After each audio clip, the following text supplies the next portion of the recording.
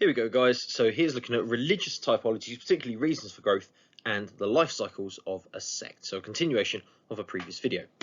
Now what we're going to look at is the reasons for growth of NRMs, growth of NAMs, and the life cycle of the sect.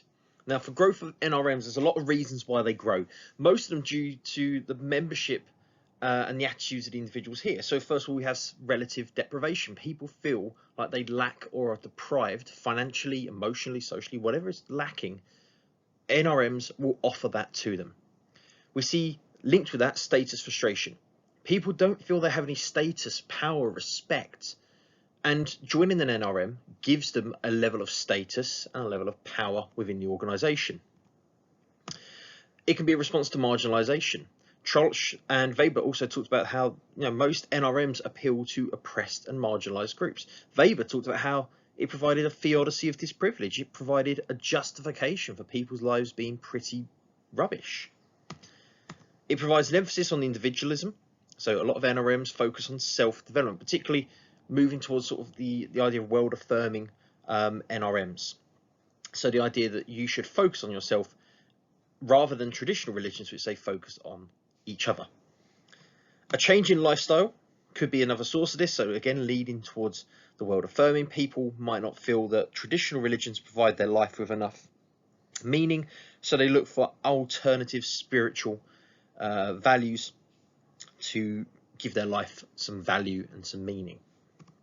And last but not least, for change to responses in society. So as society changes, develops, and gets stranger as time goes on, people may feel lost and they turn to NRMs, which are more strict, more traditional, and give them a much clearer guidance on how to live their lives, less confusion for the individual.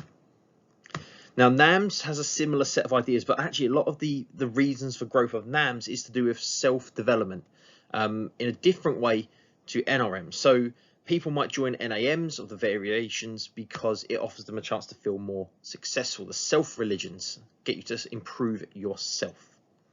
It might fill a vacuum of meaning, so very similar to the idea about searching for spiritual voids being filled. Religion and NAMs might give people their meaning to their life. This overlaps with identity creation. So again, people who don't know who they are, the traditional definitions of identity, gender, class, ethnicity, less significant nowadays. So people might turn to NAMs as a new source of identity, sort of thinking about, like veganism, or, they may see that as an identity of who they are. We then see globalization. Now this could be contributed to NRMs as well. So the spread of information means that we become aware of different religions, different ideas from around the world, and therefore these religions grow.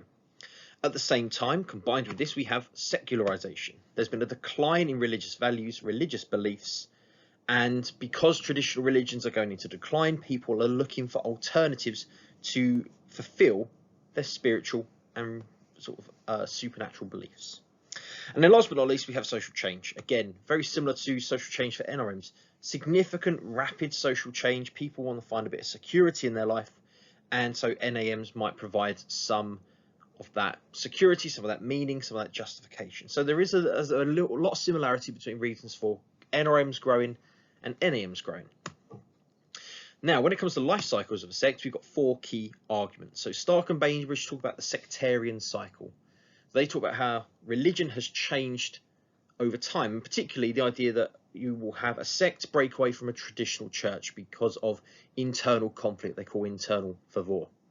But over time, that religion, or that sect, will gain popularity, it will grow, it will turn into a denomination, and then that denomination will grow into a church, and then the cycle will repeat itself over and over again. Niebuhr was a little bit more clear-cut. A sect will die or grow, in his opinion. Now, sects can die out in a number of ways. Membership trails off because people don't feel the need to stay part of it anymore. They can literally die as a result of mass suicide, thinking of Heaven's Gate. They can die because the leader dies and they establish more bureaucratic systems to run the religion, or they become successful and grow into a denomination. Wilson talked about answering the calls. Now, sects can be conversionist or Adventist. Conversionist sects will grow because they actively recruit members. Adventist sects will stay the same. They remain unchanged. They isolate themselves from society. And this is very similar to the work of Yinger, who talked about established sects. So very similar in the idea that these religions and sects isolate themselves and establish themselves. A really good example, both Adventist sect or established sect, would be the Amish as a good example of a religion that isolates itself and does not change. And there we have it. So that's quite a big topic area, but hopefully summing it up in a short 5.5 minute video. Okay, thanks for watching. Give it a like and subscribe.